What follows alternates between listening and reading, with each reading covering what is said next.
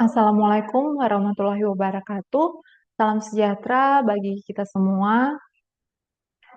Saat ini kami dari kelompok 13, mahasiswa Universitas Sangga-Buana, Pasca Sarjana Magister Manajemen.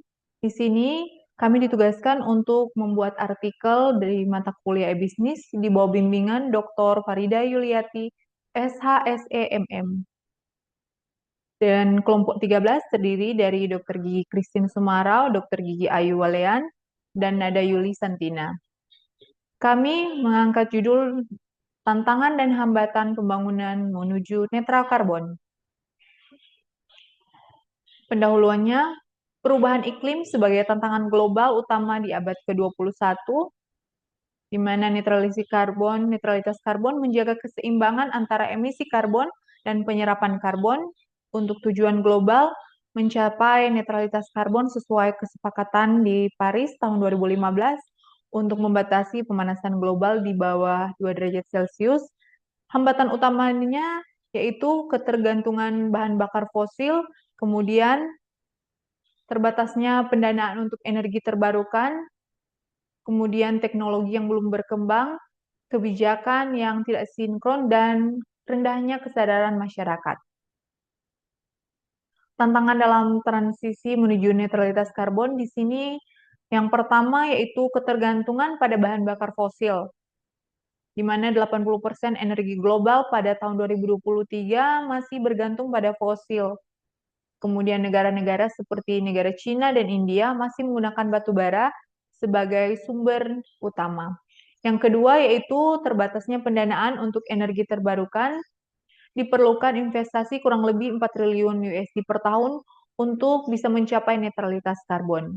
Yang ketiga, teknologi yang belum berkembang, penangkapan dan penyimpanan karbon, CCS, yang baterai penyimpanan energi masih dalam pengembangan. Kemudian ada kebijakan yang tidak sinkron antar negara, di mana negara maju dan negara berkembang tidak seimbang dalam kebijakan. Kemudian rendahnya kesadaran masyarakat, di mana hanya 40% masyarakat kita yang memahami netralitas karbon.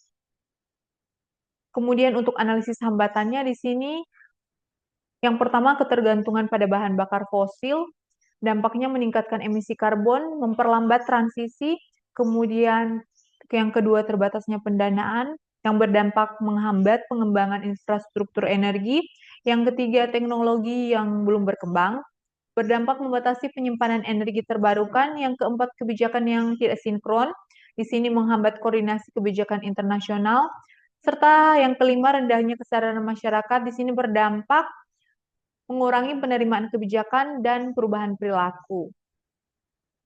Untuk solusi hambatan ini, yang pertama yang dilakukan yaitu peningkatan investigasi energi terbarukan, di mana ada pajak karbon, subsidi, serta insentif fiskal.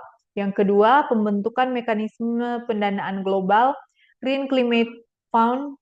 Yang ketiga, adopsi teknologi inovatif, di mana CCS dan baterai penyimpanan energi. Yang keempat, kebijakan yang sinkron di tingkat global, di mana ada target yang adil dan inklusif antara negara maju dan berkembang, serta yang terakhir, edukasi dan kampanye kesadaran publik seperti program edukasi di negeri Jepang yang dijuluki Coolbiz. Metode penelitian yang digunakan pendekatan deskriptif analitik dengan metode kualitatif. Untuk sumber datanya di sini laporan internasional, ada dokumen kebijakan, dan studi akademik terkait. Tahapan analis, identifikasi hambatan, kemudian ada evaluasi solusi berdasarkan kriteria efektivitas, kemudian ada pendekatan sistemik untuk menganalisis hubungan antar variabel.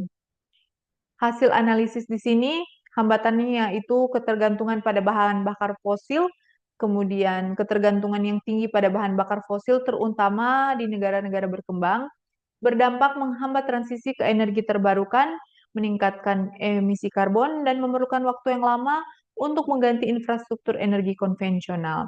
Hambatan yang kedua, di mana terbatasnya pendanaan, investasi yang terbatas untuk negeri terbarukan di negara berkembang dan sektor yang membutuhkan dukungan, Dampaknya menghambat pengembangan infrastruktur energi terbarukan yang lebih efisien dan meluas, memperlambat implementasi transisi.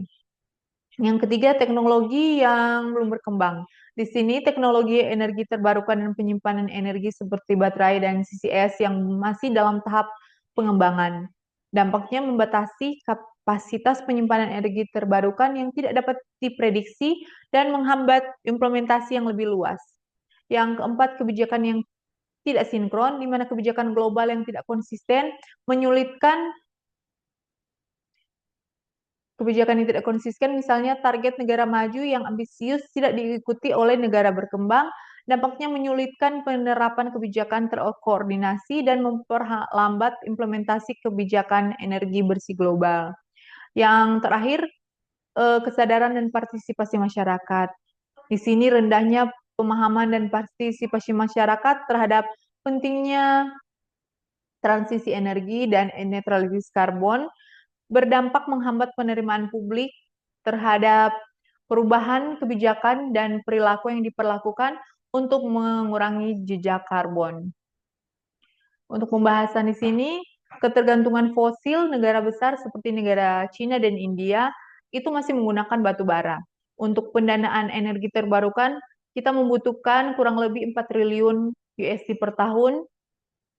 Kemudian teknologinya, teknologi CCS dan penyimpanan energi masih mahal dan kurang efisien. Yang keempat, kebijakan global di mana perbedaan antara negara maju dan berkembang. Kemudian kesadaran masyarakat di mana pendidikan dan partisipasi yang lebih diperlukan. Solusi yang diusulkan yaitu pendekatan terpadu dan strategi. Di sini pendekatan terpadu yaitu gabungan investasi, kebijakan, teknologi, dan edukasi. Strateginya dengan peningkatan investasi pada energi terbarukan, kemudian ada kerjasama internasional yang lebih kuat, kemudian penyuluhan publik untuk meningkatkan kesadaran. Untuk kesimpulan di sini, dari hambatan utama, ketergantungan pada fosil, kurangnya pendanaan, kemudian teknologi yang terbatas, kebijakan global yang tidak sinkron, serta rendahnya kesadaran masyarakat kita, di mana kita harus memperoleh solusi seperti kolaborasi internasional, kemudian update teknologi terbaru, kebijakan yang inklusif, dan edukasi pada publik. Untuk peluang dengan strategis kompresif dan kerjasama global, netralitas karbon masih bisa kita capai. Terima kasih. Mohon maaf jika ada salah kata dan ada kurang-kurangnya. Terima kasih.